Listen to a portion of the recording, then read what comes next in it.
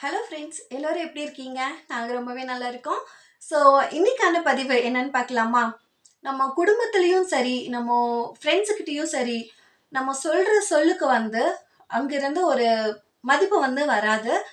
நீங்கள் என்ன சொன்னாலும் அது வந்து இவ என்னமோ சொல்லிட்டு போறா, இவ சொல்றதெல்லாம் நம்ம கேட்கணுமா அப்படிங்கிற அந்த தாட் வந்து ஒரு சிலருக்கு வந்து வரும். ஒரு சிலர்ல நெறைய பேர் அந்த மாதிரி பண்ணியிருப்பாங்க. ஏன்னா, இப்போ நானே ந ந ந நான் நான் நானே வந்து நெறைய தடவ அத வந்து அனுபவிச்சிருக்கேன். இவ என்ன சொல்றா நம்ம கேட்கறது, இவ சொல்றா பாரு இப்படி. அந்த மாதிரி எல்லாமே நான் வந்து கேட்டுருக்கேன்.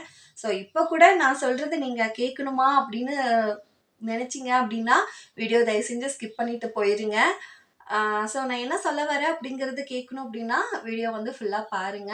ஓகேங்களா? இந்த மாதிரி வந்து நம்ம சொல்ற சொல்லுக்கு வந்து அங்கிருந்து வார்த்தையோ, மதிப்போ, திரும்ப அவங்க கிட்ட இருந்து ரெஸ்பெக்ட்டான வார்த்தையோ, ரெஸ்பான்ஸோ எதுவுமே உங்களுக்கு வரல அப்படின்னா, இந்த மாதிரி குட்டி குட்டி டிப்ஸ வந்து நீங்க ஃபாலோ பண்ணி பாருங்க. ஆ என்ன அப்படின்னா, ஃபர்ஸ்ட்டு வந்து ஸ்லோ அண்ட் கிளியர் கம்யூனிகேஷன். ஓகேங்களா? நீங்க பேசுற பேச்சு, உங்களுடைய அந்த வார்த்தை, நீங்க என்ன சொல்ல வரீங்க அப்படிங்கிறத ஸ்லோவா சொல்லுங்க. ஸ்பீடா வந்து சொல்லக்கூடாது. நீங்க என்ன சொன்னாலும் சரி, ஸ்பீடா வந்து சொல்லாதீங்க. அது வந்து அடுத்தவங்களுக்கு புரியாம கூட இருக்கலாம். ஸ்லோவா சொல்லுங்க.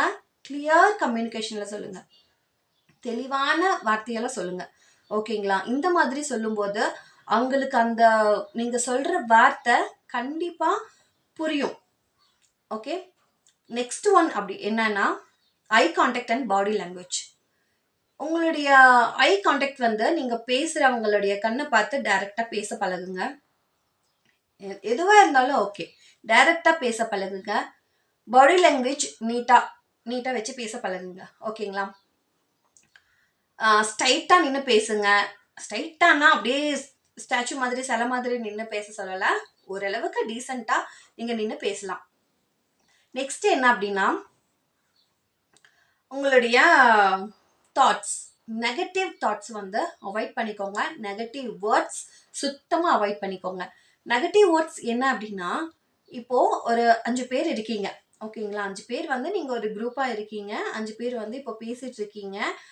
உங்களுக்குள்ள வந்து ஒரு ஒரு விஷயத்த வந்து அவங்கள பண்ண சொல்றாங்க. இந்த மாதிரி நீ போய் இத வந்து நீ முடிச்சுரு. இந்த இத நீ பண்ணிரு. இத வந்து நீ பேசு அப்படின்னு சொல்றாங்கன்னு வச்சுக்கோங்களேன் உங்ககிட்ட.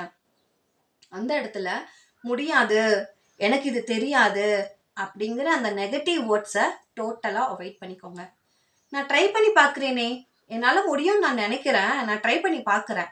அந்த மாதிரி கூட நீங்க சொல்லலாம். அதுவும் ஒரு வகையில பாசிட்டிவான வேர்ட்ஸ் தான்.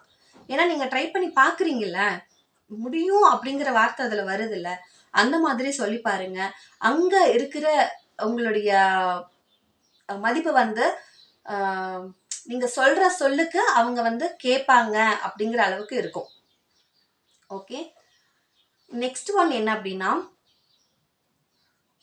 உங்க எல்லாருக்கும் தெரிஞ்சிருக்கும்னு நினைக்கிறேன்.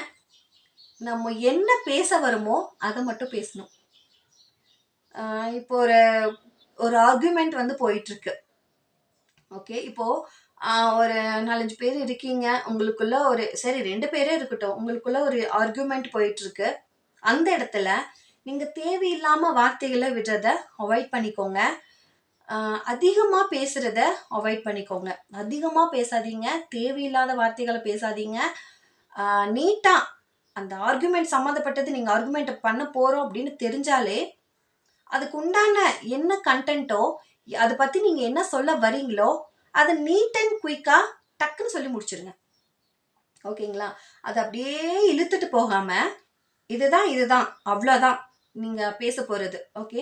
அத வந்து நீங்க அ கன்டென்ட் பேஸ் பண்ணி நீங்க பேச பழகிக்கோங்க.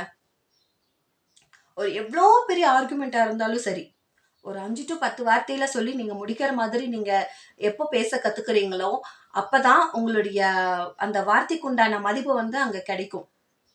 ஏன்னா நம்ம இவ்ளோ கத்திட்டு இருக்கோம், ஒரே வார்த்தையில சொல்லிட்டு போயிட்டாங்க அப்படின்னு சொல்றவங்களும் இருப்பாங்க.